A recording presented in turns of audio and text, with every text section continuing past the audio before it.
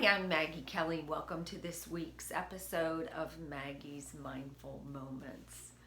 Every week I try to bring you just a little tidbit of perception or thought, and perhaps even a little practice at the end that you could incorporate into your week. And this week, I want you to imagine that Funhouse Mirror at the fair. You know, the one that makes your legs look super, super short and your arms look super, super long and your eyes really, really big, totally distorting the image of who you really are. And equate that with some of your interactions and perceptions with other people. Is it possible? I remember this week I had an interaction with somebody who was sure that they had the right opinion about something that was going on in my life, and they wanted to be sure to express it to me and try to convince me of their point of view. And I got defensive, and my immediate reaction was to defend myself and kind of prove him wrong almost, right? And instead of being able to just step back and pause and realize that this is just his perception, and maybe his perception is distorted, and maybe his perception isn't real or really real, and it's just his perception, and that's okay too, right? So this week, and it works both ways, right?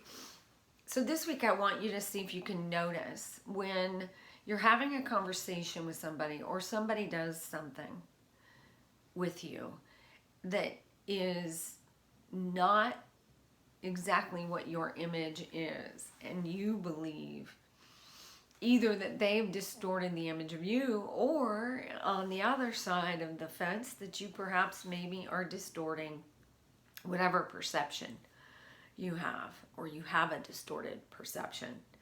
So in that very moment, if you can start to practice and see if you can perhaps insert a pause into that split second and take a deep breath in and a breath out and return yourself to a state of stillness and calm.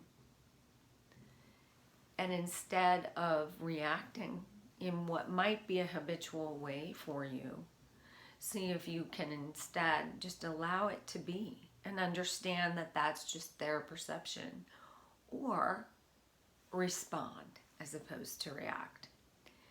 So this is a tough practice, because first it requires that we're aware that we're even doing it. So try to have that image of the Funhouse Mirror in your mind, that sometimes what we think is the absolute truth is literally a distortion of the truth. It's clouded sometimes by our own misperceptions and our prejudices, and perhaps even inherited points of view.